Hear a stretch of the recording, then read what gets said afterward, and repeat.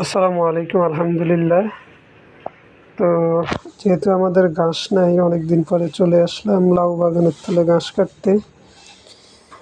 এই যে দেখতেছেন আমাদের আলহামদুলিল্লাহ অনেকগুলো লাউ ধরেছে।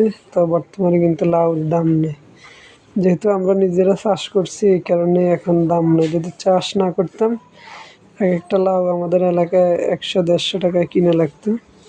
তো যাক আলহামদুলিল্লাহ, যেহেতু আমরা গরুর আপনার ক্যালসিয়ামের শর্টটা পূরণ করার জন্য অনেক দিন মেডিসিন করাইছি, যেহেতু আমাদের প্রায় 3 মাসের মতো ঘাস নাই। তো যাক আলহামদুলিল্লাহ, অনেক দিন পর থেকে এখন শুরু করছি আস্তে আস্তে ঘাস খাওয়ানোর। তো ঘাস খাওয়াইলে আলহামদুলিল্লাহ মোটামুটি ক্যালসিয়াম, ভিটামিন এগুলা পূরণ হয়ে যায়, আর আপনার দানাদার খাদ্যটা কম লাগে। তো সেক্ষেত্রে যারা গরু পালন করেন অবশ্যই চেষ্টা করবেন গরুকে প্রচুর পরিমাণ ঘাস খাওয়ানোর জন্য।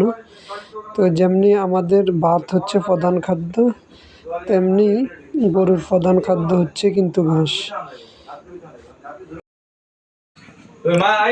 তো যাক আলহামদুলিল্লাহ, আস্তে আস্তে চলে আসলাম ঘাস নিয়ে। এখন গরুকে ঘাস দিচ্ছি, দেখতে থাকুন। এই যে গরুকে ঘাস খাওয়াচ্ছি। তো আমার আজকে ক্যামেরায় আমার বাগিনা আছে। তো আসলে অ্যাকচুয়ালি ক্যামেরা একজন থাকলে মোটামুটি কিভাবে কাজ করি, কি করি না করি আপনারা দেখতে পারেন। তো আজকে কিছুটা চিত্র দেখানোর চেষ্টা করি ইনশাল্লাহ।